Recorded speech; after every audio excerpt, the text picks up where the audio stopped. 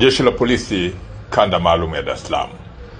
Leo tarehe 28 mwezi wa 3 mwaka 2025 majira ya saa 7 na dakika 45 katika barabara ambayo ipo karibu na daraja la Tanzanite, wilaya ya Ilala, Dar es Salaam, imetokea ajali iliyohusisha magari matatu na kusababisha majeruhi wawili na uharibifu wa magari.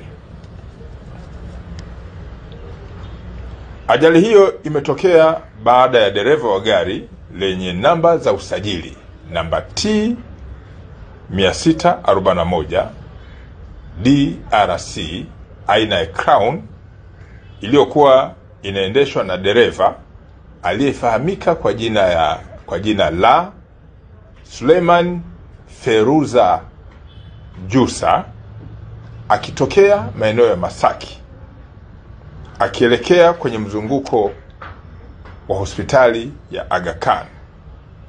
Aligonga kingo na kuacha barabara na kuhamia upande wa pili, ambapo aligongana kule na gari namba T 840 EDU iliyokuwa ikiendeshwa na driver aliyefahamika kwa jina la Godfrey Bundara, ambaye alikuwa kwenye uelekeo wa Masaki. Gari namba T 886 EDA aina ya Volkswagen iliyokuwa ikiendeshwa na dereva Markina Anderson pia iligongwa baada ya gari lile la dereva Yusa kugonga kingo na kuhamia upande wa pili. Majeruhi wawili walipelekwa na wameendelea na matibabu katika hospitali ya Aga Khan na hali zao zinaendelea vizuri. Chanzo cha ajali hii ni mwendo kasi wa gari ambayo ilikuwa ikiendeshwa na dereva Yusa, ambayo ni gari namba T 641 DRC Toyota Crown. Jeshi la Polisi Kanda Maalum ya Dar es Salaam linaendelea kutoa wito kwa madereva wa vyombo vya moto kuwa makini, hasa kipindi hiki cha mvua, na kufuata sheria za usalama barabarani.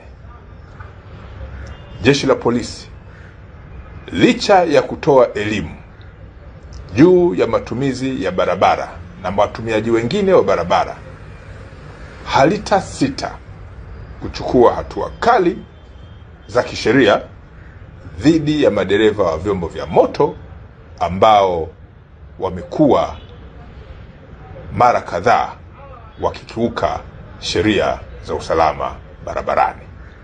Narudia, Jeshi la Polisi Kanda Maalum ya Dar es Salaam, licha ya kutoa elimu, halitasita kuchukua hatua kali za kisheria dhidi ya madereva wa vyombo vya moto ambao wanaendesha vyombo hivyo bila kuzingatia sheria za usalama barabarani.